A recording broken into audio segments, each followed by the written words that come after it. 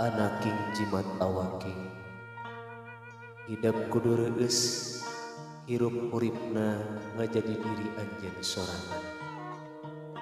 Raksa pariksa amarah hidep nu ngabalukarkeun kaduhung teu manggih tuptub. Jalan hirup ku handap asor kapapada manusa. Jaga jeung riksa sarupaning anu dipiboga ku hidep.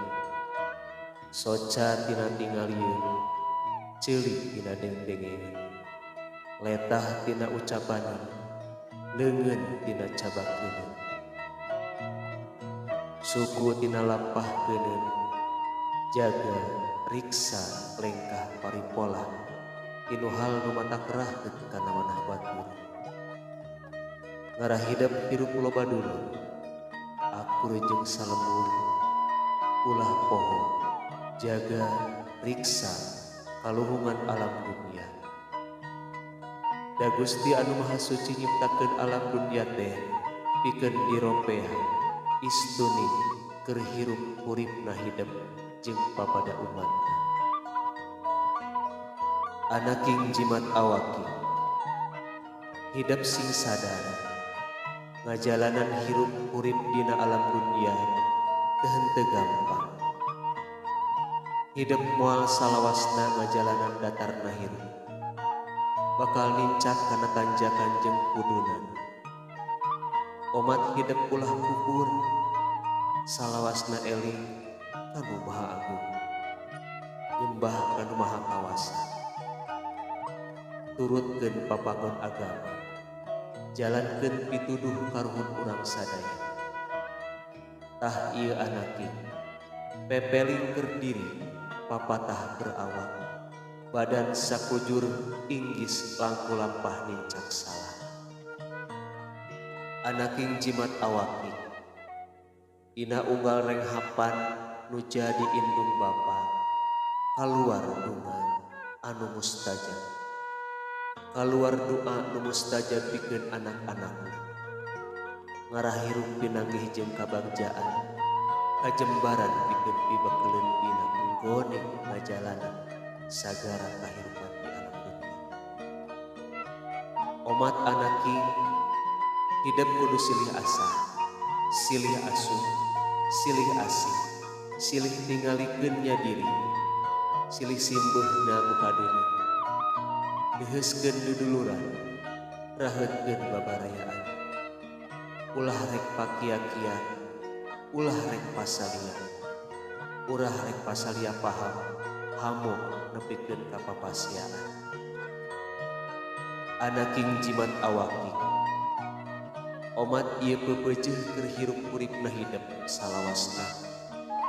Bral anaking jalan hirup uripna hidep sugan jeung sugan hidep bisa ngajadikeun diri hidep jadi manusia anu unggul.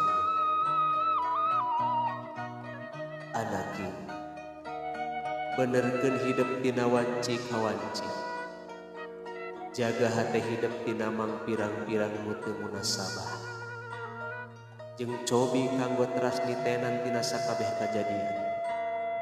Jalaran pangalaman mangrupakeun guru nu utami nu baris ngajadikeun hidep hiji jalmi rukiat.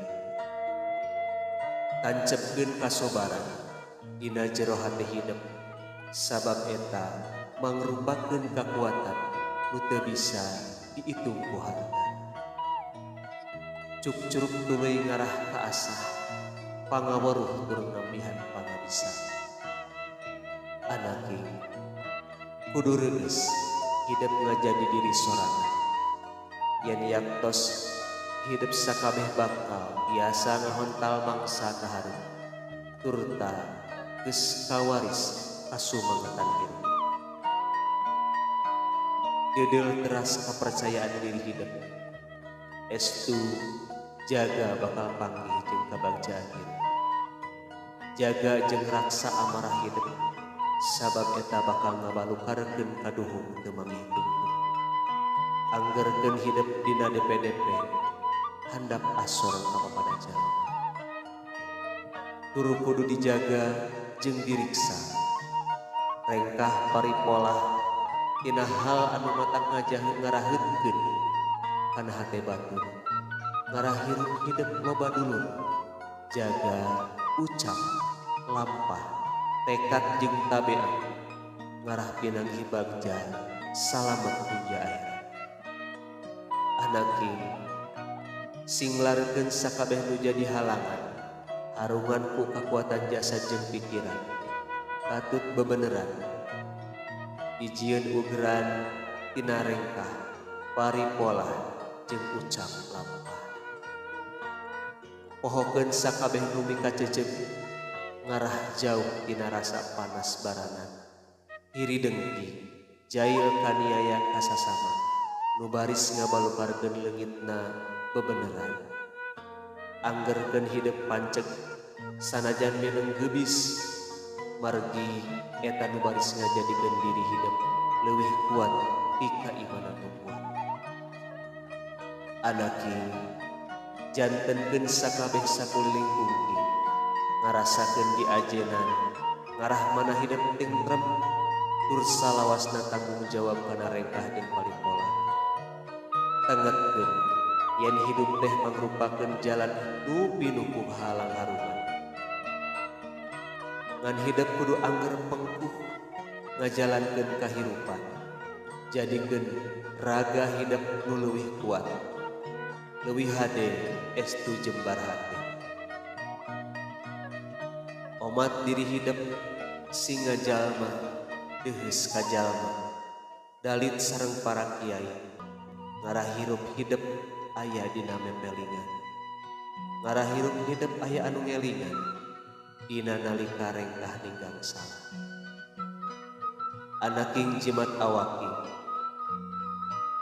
henteu gampang nalika nyorang jalan kahirupan, jeung moal salawasna cicing di nu dataran, tangtuna bakal panggih wanci mudun jeung tanjakan. Kudu sabar hidup nalika kurang, tur omat ulah nepak dada beunghar, adigung adiguna asa aing uyah kidul agung kupayung lutut.